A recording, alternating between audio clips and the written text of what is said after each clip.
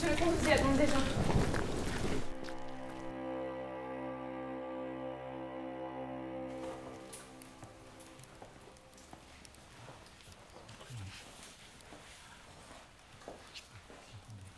Merci, Louise. Monsieur Bigot, il nous tarde de voir cette chapelle enfin élevée. Surmontée de ses anges, elle sera l'esprit, la tête pensante de l'édifice, le dernier coup de pinceau de la composition. C'est bien aimable à vous d'avoir accepté de venir au couchant nous la montrer.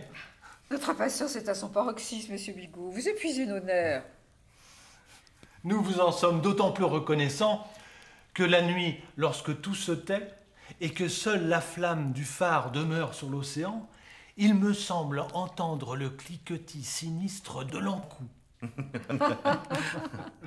Soyez sans crainte, lorsque j'arrive ici, j'entends surtout la foule merveilleuse des songes bretons s'éveiller.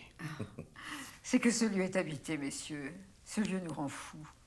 Je ne vous parle pas de démence, mais de cette fantaisie extravagante qui nous rend plus vivants, de cette folie merveilleuse qui suspend le temps et excite les songes.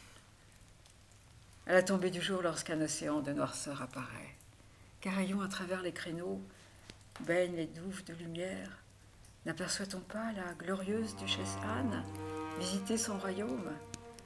N'entendez-vous pas les soldats de Jeanne approcher, l'écho de leurs pas se mêlant au bruissement des feuilles? Ce qu'il y a de merveilleux, c'est que l'art, le bon goût et la fantaisie puissent nous rappeler aux doux souvenirs de nos ancêtres. Mais l'architecture n'est-elle pas l'exaltation de la vie dans ce qu'elle a de plus intense? Une mise en scène? Un décor censé transfigurer les comédiens que nous sommes? Au contact de la beauté, le temps ne me semble plus un ennemi, mais un compagnon. Comme le lichen sur la pierre, il laisse son empreinte. En rappelant que tout passe, il redouble le sentiment d'exister. Cher monsieur Bigot, nous ne pouvons que vous exprimer notre gratitude pour la science et la volonté que vous employez à réaliser ce songe délicieux.